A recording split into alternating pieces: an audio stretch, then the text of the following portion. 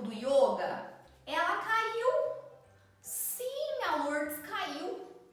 Aí fui procurar na internet, achei uns artigos difíceis de entender, que você falou que nós temos que procurar artigo científico, né? Achei uns artigos difíceis de entender. Não entendi nada, aquelas coisas de queda, de envelhecimento, não entendi nada. Mas aí descobri que tem um cientista aí que sabe dessas coisas, que é o Paulo César. O PC, explica pra vó. Porque esse sistema negligencia eflúvio, elucubração, periculosidade, plausível. Arquêntero. Esse metal é um alcalino terroso?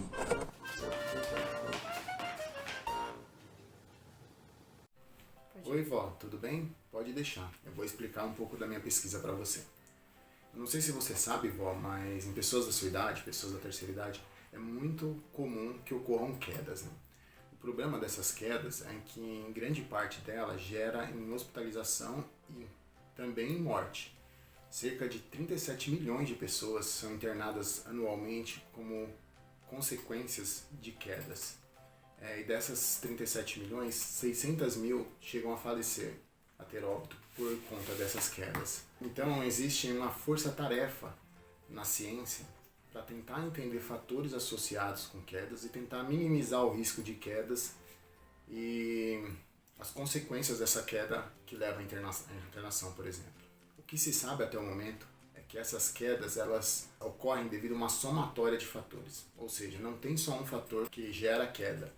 Mas, em ambientes, em experimentos, a gente tenta entender parte ou parcela desses fatores e somar no final para a gente tentar minimizar essas quedas e as consequências delas. Então, meu doutorado é mais ou menos relacionado com isso. Eu tentei verificar o efeito da fadiga, então o efeito do cansaço, tanto percebido quanto induzido. Então, imagina que uma pessoa idosa, ela limpa uma casa durante o dia, provavelmente ela vai ter algum resquício de fadiga. Eu queria saber se isso ocasiona em maior risco de quedas por mudanças no andar, uma vez que as quedas ocorrem normalmente durante o andar. O que eu consegui perceber é que em idosos que são fisicamente ativos e com um alto nível de atividade física, eles conseguem adaptar o andar para a fadiga. Então, quando a gente fadiga essas pessoas, quando a gente induziu a fadiga muscular, a gente verificou que essas pessoas elas conseguem adaptar o andar para continuar andando e, consequentemente, evitar as quedas. Mas isso não é observado em outros estudos, por exemplo. Quando você pega pessoas idosos que têm que têm desabilidade física ou que têm sarcopenia, por exemplo, menor massa muscular, essas pessoas elas já têm uma suscetibilidade maior à queda, elas são mais expostas a quedas, né, eventos de quedas, também são mais expostas a consequências dessas quedas.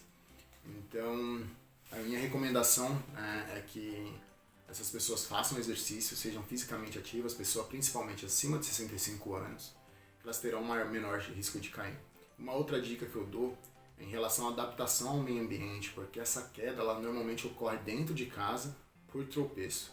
Então evitem tapetes, tentam manter o ambiente bem iluminado e assim vocês vão conseguir evitar quedas, tá bom?